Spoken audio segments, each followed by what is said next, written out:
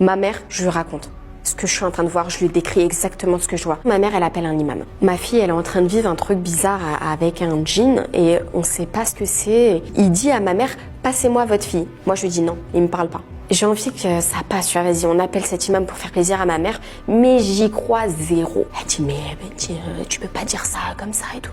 Je dis, non, je veux pas lui parler. Elle dit, je suis désolée, vraiment, elle veut pas. Il me dit, oui, je l'ai entendu. C'est pas grave, on va faire un petit truc, mais elle risque d'avoir très très froid. Donc ramenez une couverture, ramenez même une bouteille d'eau. L'imam, il est là au téléphone, il commence à réciter du Coran, il commence à dire des choses et tout. Au début, il s'adresse à moi, mais moi, je veux clairement pas qu'il m'adresse la parole. J'étais hyper agressive vis-à-vis de lui. Donc il commence à s'adresser à ma mère et ma mère fait l'interlocuteur. Votre fille va commencer à avoir froid, donc n'hésitez pas à lui mettre la couverture sur elle. Au début, j'ai eu chaud. Après, tout de suite, la seconde d'après, j'ai eu extrêmement froid. Je claquais des dents. Ça a duré à peu près, 40 minutes, 1 heure. Il demande à ma mère qu'elle me dise de dire La ilaha illallah, ça veut dire je n'atteste qu'il n'y a que Dieu, que Allah, etc. Donc ça, c'est dans notre religion musulmane. Donc moi, je le dis. Sauf que je dis la. La, ça veut dire non en arabe. Ma mère, elle me dit, mais dis-le. Je dis, mais maman, tu vas pas commencer à m'énerver. Ça fait 15 fois que je le dis. Elle me dit, mais non, tu dis la. Arrête de dire non. Dis-le.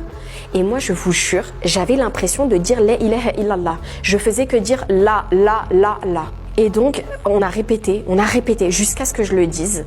Et après, comme rien ne sortait, il m'a dit, c'est pas grave, on va faire autre chose et on a fait autre chose. La séance s'est terminée. Le lendemain, je retourne dans ma chambre. Première nuit, mes parents choqués. Ok, on la laisse.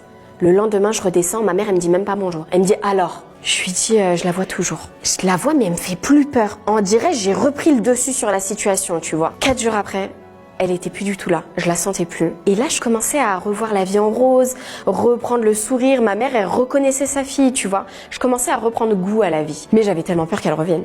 Vraiment, j'ai tellement eu peur que cette chose revienne dans ma vie. Et du coup, ma mère a demandé à l'imam « Pourquoi ça arrive? Ma fille, elle était très bien et tout. » Et l'imam a juste dit « Votre fille a eu l'œil, a eu le mauvais œil. » En fait, le jour de ce mariage, il y a quelqu'un qui m'a jeté le mauvais œil. Alors le mauvais œil peut se jeter de différentes façons. Là, je pense que clairement quelqu'un me voulait du mal, a clairement eu de la jalousie vis-à-vis de moi. C'est qui elle, d'où elle débarque. Pour moi, je suis sûre que quelqu'un a fait de la sorcellerie parce qu'un truc aussi puissant, c'est pas possible, ça c'est pas anodin, tu vois. C'était ma pire expérience paranormale.